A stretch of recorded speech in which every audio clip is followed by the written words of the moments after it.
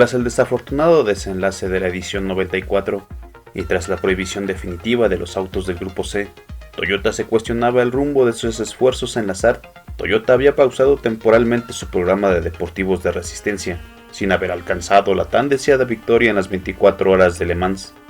En Norteamérica, Toyota, de la mano de los All American Racers, habían reivindicado su imagen con su dominio en la IMSA GTP, su victoria en la Baja 1000 y con su motorización en la Serie Kart.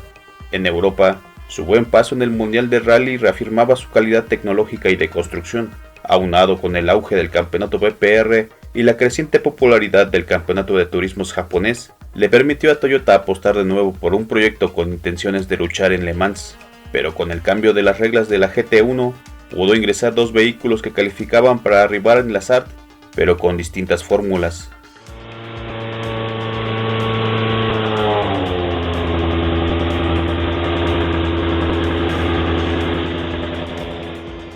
En 1996, en plena transición de categorías, Toyota decidió apostar por un proyecto que no tenía un objetivo claro, pero que a la larga le demostraría la ruta ideal para alcanzar sus metas. Toms contaba con un presupuesto aproximado de $500,000 para desarrollar un prototipo que pudiese correr en la mítica carrera francesa. La sede estaba centrada en su programa de la kart, además de construir el equipo de desarrollo para el futuro Toyota GT1. La idea principal no era competir con este LMP, era más un ejercicio de desarrollo. Aún así, Toms lo evolucionó como un proyecto de un equipo privado. Con un bajo presupuesto, el empleo de materiales exóticos era inimaginable. Aunque su fondo plano era una plancha de acero, contaba con un monocasco y una carrocería de fibra de carbono, registrando en la báscula 790 kilogramos. En el apartado mecánico, Toyota le proporcionó a Toms los motores 3S GT, que desarrollaban unos 560 caballos, acoplados a una caja de cambios X-Track evolucionada, diseñados por Andy Torby, que previamente había trabajado en Lola y March.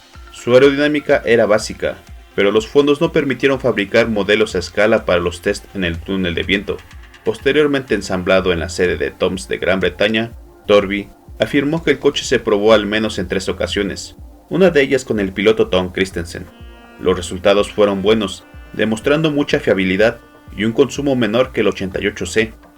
Para algunos, la incertidumbre del proyecto sería válida, pero al recordar el WR94, el cual disponía de un V6 de 2 litros turboalimentado, que curiosamente también empleaba un diseño de baja resistencia aerodinámica, al enfrentarse a los grupos C homologados, era claramente inferior, pero estos, al quedar fuera de Le Mans, le permitieron al WR demostrar su valía. Solo hay que recordar que en 1995 Walter Racing se llevaría la pole, pero a pesar del buen ritmo, la delicadeza de la maquinaria sería su talón de Aquiles, por lo que el diseño e idea inicial eran adecuados, pero era necesario mejorar la fiabilidad y estudiar la aerodinámica. Toms envió el LMP a la sede de Toyota Motorsport de Colonia, para así decidir su futuro, mismo que fue incierto, pero declaraciones posteriores indican que fue destruido. Todo parecería ser así, hasta que una foto en 1999 de la planta de montaje de Racing Technology Norfolk, que estaba preparando el Audi R8C para Le Mans, mostró que en la pared yacía colgado Lumpy, o al menos parte de su carrocería. Después de ello, no se sabe nada más. Posiblemente la carrocería fue adquirida por RTN para algún proyecto, ya que previamente habían trabajado en ese tipo de prototipos, tras la construcción del Ferrari 333 SP. En conclusión, se podría decir que Toyota tal vez debió tener más fe en el proyecto, ya que los All American Racers demostraron que la mecánica 3S era bastante capaz de rivalizar con propulsores de mayor cilindraje y que si se acoplaba una aerodinámica fina, podría llegar a resultar un digno contendiente al triunfo.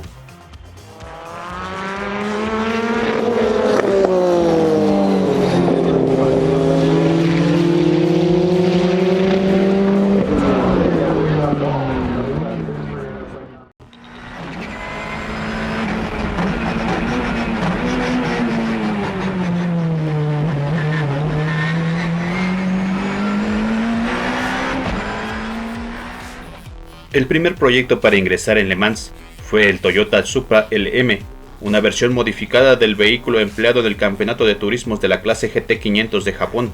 El monocasco sería reforzado con una jaula antivuelco, además de que se dejaba de lado la suspensión original, albergando una versión modificada de doble horquilla inspirada en el diseño del TS-010. Como unidad de potencia, portaría una versión revisada del 3S GTE, un 4 cilindros en línea turboalimentado, denominado 503E. El bloque de hierro portaba una cabeza de aluminio revisado por Yamaha, acoplado a un turbocompresor Toyota que generaba unos 650 caballos de potencia, suficientes para cumplir con las regulaciones de la categoría LM GT1. Esta curiosa motorización se debió a la nueva reglamentación del campeonato japonés, que permitía la construcción del auto de competencia, pero no necesariamente con el motor original, ya que podía optar por otro de la misma marca, y el 3S GTE ya había demostrado su potencial consiguiendo el campeonato mundial de rally con el Celica GT4, sin olvidar el dominio de la serie IMSA con los All American Racers con el Eagle MK3, en País Peak con el Celica y sucesivamente con el Tundra. Por ello, su opción como propulsor de resistencia era lógica. El auto con el número 27 fue presentado por el Toyota Team SART y se clasificaría en el puesto 30 para las 24 horas de Le Mans, aunque esto se debió a una falla en sus frenos. El día de la carrera subiría posiciones hasta el 12º puesto de la general, pero tras unas horas de carrera, el auto presentaría problemas de transmisión y con el suelo de la máquina. Esto último afectaría de manera grave la aerodinámica y la temperatura de la cabina. Tras una larga parada en pits para realizar reparaciones, el auto empujaría para recuperar tiempo, logrando finalizar 14º en la general y 8º en su clase. Curiosamente, otro Supra participaría en la prueba, pero estaría a cargo de Truss Grady. La unidad sufriría un accidente durante una sesión de pruebas en Fuji, impidiéndole participar en la competencia.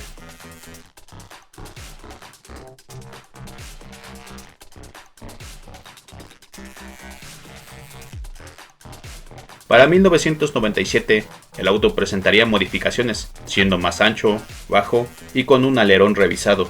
El Supra, pese a lo esperado, sufriría un gran número de fallas, retrasándolo en los pits, además de que su ritmo era de 10 segundos más lento de lo esperado.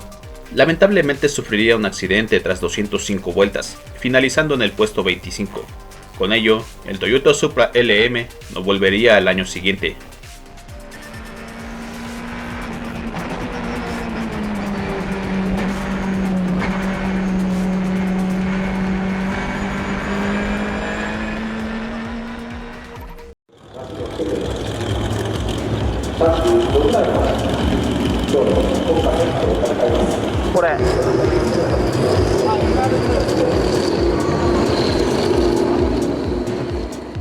La segunda entrada para la clase GT1 sería a raíz de la cooperación entre Toyota y el preparador SART, desplegando una versión ultramodificada del Toyota MR2 SW20. El concepto denominado MC8R nos recordaba al 911 GT1. La similitud se debía a que empleaba la misma receta para desarrollar un auto especializado para la clase GT1, usando como base un deportivo de producción para poco después homologarlo. Sigma Advanced Research Development, siendo un preparador y equipo de carreras de autos Toyota, tomaría como base el pequeño MR2, pero en lugar del 4 cilindros transversal, este portaría un V8 de 4 litros, el 1UZFE, pero sería equipado con 2 turbocompresores, ayudándolo a alcanzar los 600 caballos de potencia, mismos que se acoplaron a una transmisión Porsche con embrague Tilton. La suspensión sería ajustada para el nuevo diseño. El auto se alargaría y ensancharía con extensiones de acero, dando como resultado una imagen totalmente distinta al modelo de base. Se construyó solo un auto para su homologación, mismo que se asemeja al modelo de carreras, pero con ajustes tanto en los interiores como en la potencia.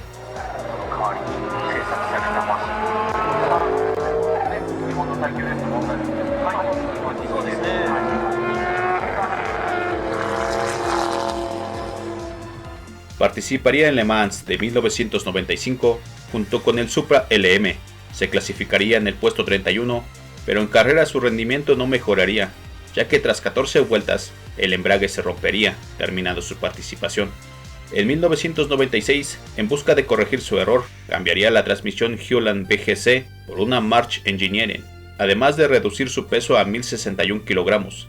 Se clasificaría en el puesto 36, y con las mejoras hechas, lograría terminar la carrera en el puesto 24 de la general. Volvería para 1997, pero esta vez no podría clasificarse quedando fuera de Le Mans, aunque escribiría 2 autos en Suzuka. El MC8 no pudo cumplir con las expectativas esperadas, pese a parecer superior que el Supra en 1996.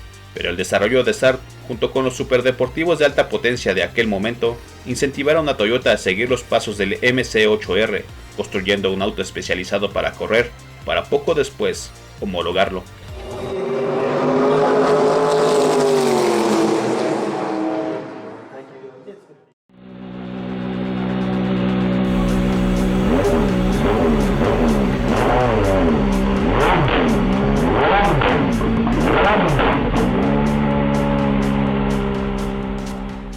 En 1998, un ajuste en los requisitos de homologación para la clase GT1 le ofreció a Toyota un posible camino de regreso a Le Mans, ya que solo bastaría una copia legal de calle del auto competidor, en lugar de las 25 unidades de homologación.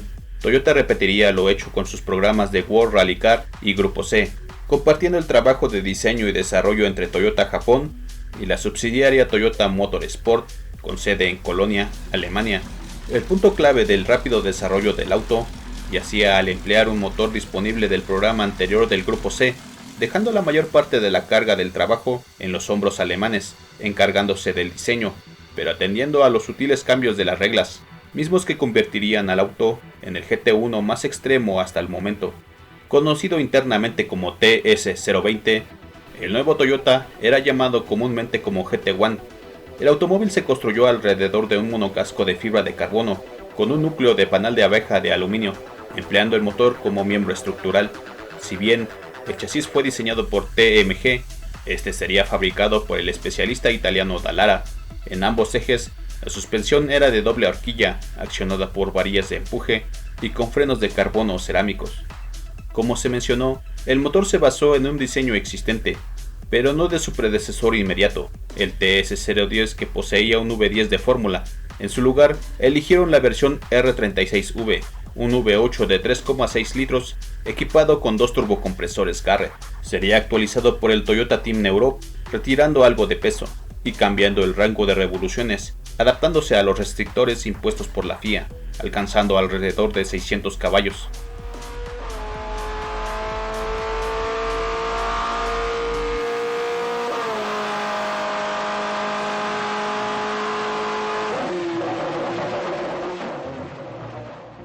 Recurriendo a sistemas CAD de vanguardia, el diseñador André de Cortans creó el diseño exterior entre enero y septiembre de 1997, pensando exclusivamente para Le Mans.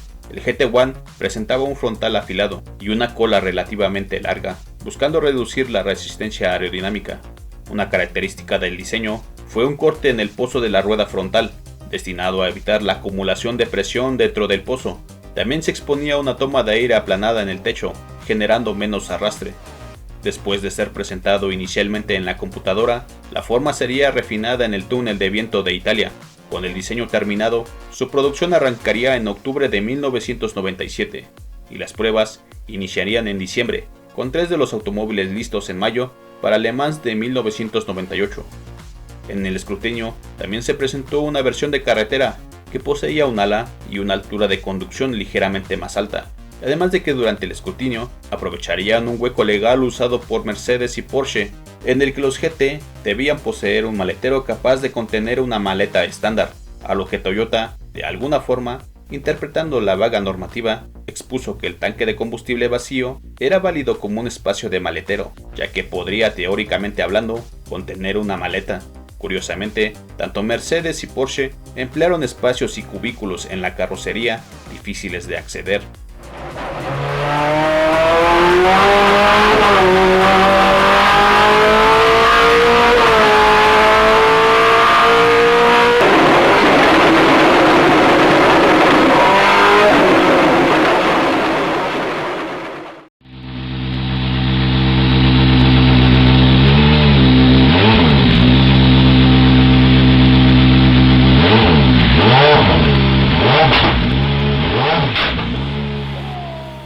En 1998 se caracterizó por estar plagado de aspirantes al triunfo. Por el lado de los LMP se hallaba TWR Porsche, que trataba de conseguir un triplete, pero BMW, Williams, Kremer Courage y los Ferraris 333 SP se los pondrían difícil.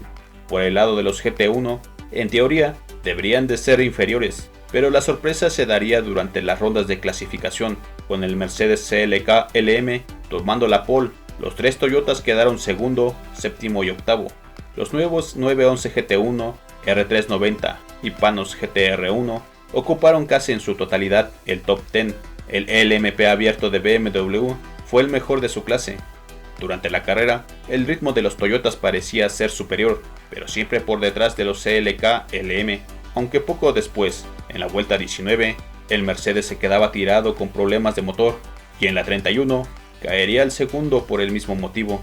Con ello, los Toyotas tomaban la punta, pero el número 28 tendría problemas, perdiendo media hora en el box. Más adelante el 29 padecería de la caja de cambios, retrasándolo, aunque remontaría retomando la punta a 7 horas del final. A falta de 90 minutos, el 29 abandonaba por los problemas de la transmisión. El GT1 sobreviviente cruzó la línea de meta en el noveno puesto. Para ser el año de su debut, el TS020 demostró tener lo que se requiere para vencer en Le Mans, pero al igual que Mercedes-Benz, necesitaba más pruebas de fiabilidad.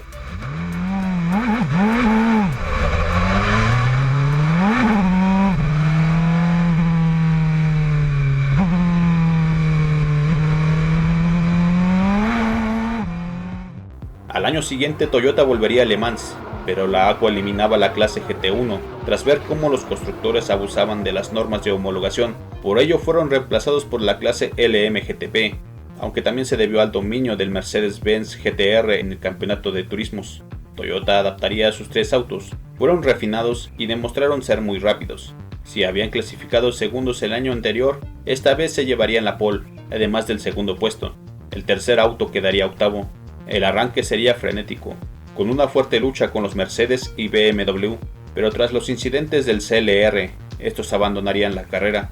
El BMW daba lucha, pero el ritmo frenético del TS020 parecía inalcanzable, pero ese ritmo, junto con una pista abrasiva, harían que el número 1, tras un problema hidráulico, sufriría un fuerte accidente tras un pinchazo en Mulsanne, terminaría abandonando. Cerca de la mitad de la carrera, otro pinchazo le hacía perder el control a Boutsen en Dunlop, tocando a un Porsche y estrellándose, causando un largo periodo de safety car. BMW tomaría la punta, pero perderían al líder, dejando al TS020 en el segundo puesto. Toyota tomaría un ritmo desesperado para alcanzarlos, hasta que de nuevo un pinchazo a 90 minutos del final le robaría a la compañía japonesa la victoria. Volvería a boxes, terminando segundo detrás del LMR, obteniendo como consuelo una victoria de clase.